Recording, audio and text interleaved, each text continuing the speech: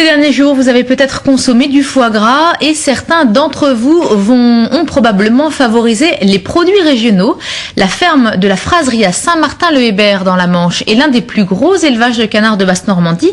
7000 animaux sont chaque année élevés et abattus sur place pour régaler les gourmets manchois. Récit d'une journée de travail dans les ateliers de la ferme et au marché de Valogne avec Sabine Daniel et Florine Eba.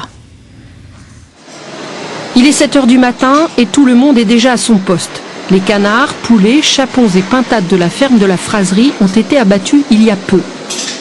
Déjà, on les plume, on les éviscère, on les découpe. 10 personnes s'agitent autour des sacs et des bacs de livraison. Dans quelques minutes, Alain partira pour le marché de Valogne et Séverine pour celui de l'Épieu. Après avoir fait le parage, il y aura la pesée du foie gras et après on fera le déveinage. Vous voyez, toutes ces taches-là, il faut que ça s'enlève, parce qu'on ne peut pas prendre ça. Donc c'est du sang, hop. Sylvie prépare quelques foie gras pour le prochain marché. Crus ou cuits au torchon, ils orneront les étals des derniers marchés des fêtes de 2008. Le foie gras, c'est le produit phare de la ferme. Chaque année, presque 2,5 tonnes de foie sont vendus en direct dans les 12 marchés manchois fréquentés par les camions de la ferme.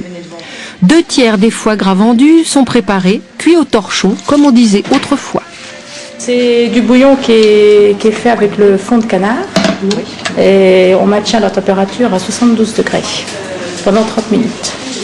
Après on le met sous vide et on le vend à la demande, c'est-à-dire qu'on les coupe en morceaux au poids suivant ce que le client demande. Voilà. Là, ça va être les derniers de l'année. Pour 2008. Ah, pour 2008, oui, c'est les derniers, oui. Et comment les cuisses de canard, on peut les compter comme ça? Oui. Déjà en date, ça va au 7 janvier. Oui. Et ben, vous m'en mettez... Non, le 2 janvier, pardon. Le combien?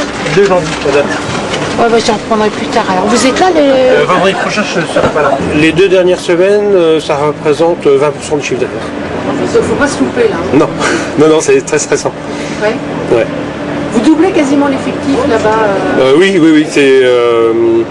il y a un pic de travail énorme.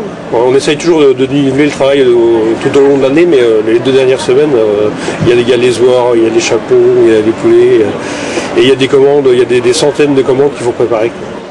Malgré la crise, les Manchois n'ont pas rogné sur la gourmandise. Les achats de bouche et le foie gras d'Alain en particulier se sont bien vendus. Si quelques retardataires n'ont pas trouvé leur bonheur, beaucoup de prévoyants avaient passé commande dès le mois de novembre. Pour la période des fêtes, il y a des clients qu'on ne voit quasiment qu'à cette période-là.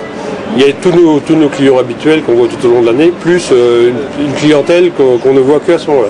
Et qui vous commande Qui commande, ouais. Oui. Uniquement les foies. Par expérience, ils savent que s'ils ne commandent pas, ils n'auront pas de foie cru, par exemple. L'après-midi à la ferme de la Fraserie, c'est cuisine et finition. Les produits et les commandes s'alignent déjà sur le comptoir pour le prochain marché. Depuis 1982, on élève du canard à la ferme. Une reconversion choisie par Alain qui a vu ses revenus chuter avec le prix de sa viande bovine. Alain a appris à gaver des oies, mais a toujours préféré les canards.